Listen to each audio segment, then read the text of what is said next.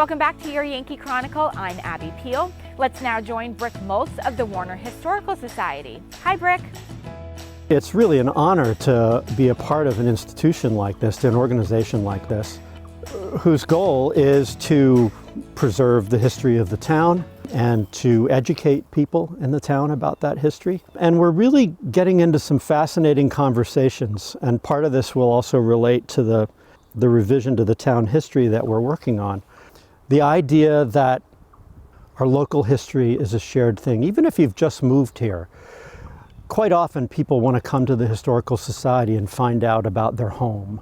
And what can you tell me about the history of my property or the Mink Hills or whatever it might be. And when they find that, they are already connected in the community. And it seems to me that these days, the more connections we can find among people of our community, the better we are, the healthier we are. Historians in the past are, to be commended for preserving our history, but we need to be skeptical about what historians have written and preserved. They chose to preserve what they thought was important, and we may not think that the same today. We're working on revising the town history, which was last done in 1974, and boy, the world has changed quite a bit since. We want to make sure that perspectives that may have been omitted or not deemed as important in the past are included.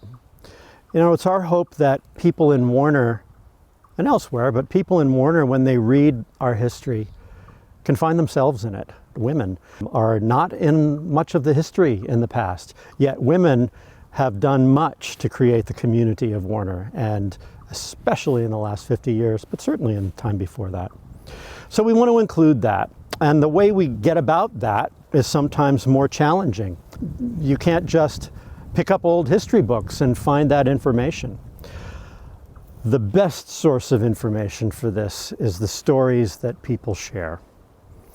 And that is perhaps also the most joyful part, sometimes challenging, but most joyful part of doing this work is getting in touch with people in the community and talking with them and asking them to tell their story. And their story opens up other stories and connects with others. I was just speaking with someone yesterday about gardening, and we went and looked at her garden, and she told stories and memories of a woman who lived next door to them who was 2 generations older than she was. Even gardens are a connection between people, and the stories that we can learn from each other are important. It's one of the reasons our community conversations are so important, because yes, we want to present interesting stuff, but we also want people to tell their own stories about those topics, whether it's Interstate 89's impact or whether it's women's health or whatever we may be looking at. And as we tell these stories and share these stories, we are sharing with one another, and at the same time, we're researching. So in trying to preserve stories, I would start with your family.